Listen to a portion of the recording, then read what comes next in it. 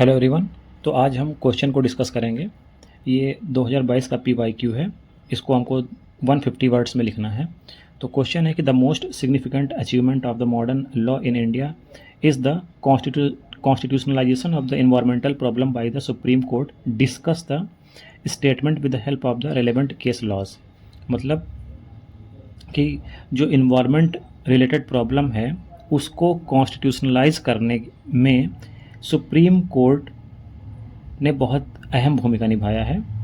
ये एक most significant achievement है इसका। तो हमको ये डिस्कस करना है और इस स्टेटमेंट को प्रूफ करना है, सही प्रूफ करना है केस लॉज की हेल्प से।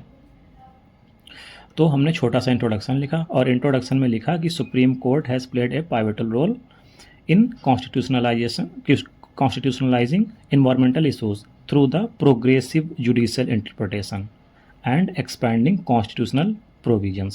फिर जो प्रोविज़न थे उनको डाल दिया हमने। फिर अब जो ये स्टेटमेंट बोला है उस स्टेटमेंट को अब हम जस्टिफाई करेंगे अपने केस लॉज के ज़रिए। तो केस लॉज हमने लिखना स्टार्ट किए। MC Mehta versus union of India 1987 में केस आया था। तो इसमें सुप्रीम कोर्ट ने बोला था इस केस में कि जो आर्टिकल 21 है इसको एक्सपेंड किया और बोला कि जो पॉल्यूशन फ्री इन्वायरमेंट है वो भी आर्टिकल 21 के अंतर्गत फंडामेंटल राइट है।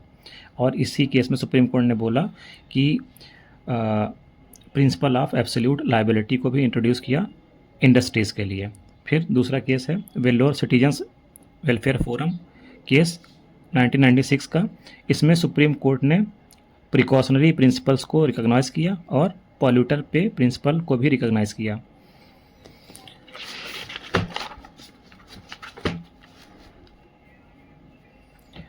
फिर MK रंजीत सिंह केस 2024 में आया था। इसमें सुप्रीम कोर्ट ने बोला कि right against the adverse effect of climate change, इस चीज़ को रिकॉग्नाइज किया कि ये पार्ट है आर्टिकल 14 का, आर्टिकल 21 का। और फिर TN गोदावर्मन केस आया था 1997 में। इसमें सुप्रीम कोर्ट ने एम्फेसाइज्ड किया और एक्सपैंड किया कि दोनों की ड्यूटी है, किसकी किसकी, स्टेट की और सिटीजन दोनों की ड्यूटी है इन्वायरमेंट को प्रोटेक्ट करने की। उसके बाद हमने एक छोटा सा कॉन्क्लूजन लिख दिया कि मतलब जो सुप्रीम कोर्ट है इनोवेटिव इंटरप्रिटेशन किसका करता है, कॉन्स्टिट्यूशन का। हमारे कॉन्स्टिट्यूशन का जो इंटरप्रिटेशन करता है सुप्रीम कोर्ट, उसके ज़रिए इसने स्कोप को बढ़ा दिया है। किसके स्कोप को, फंडामेंटल राइट के स्कोप को बढ़ा दिया है।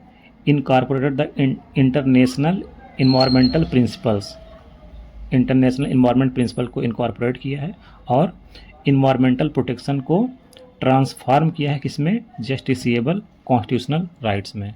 तो इस तरह से हमने 150 वर्ड्स का एक छोटा सा आंसर लिख दिया है और इतना ही लिखना सफिशिएंट है।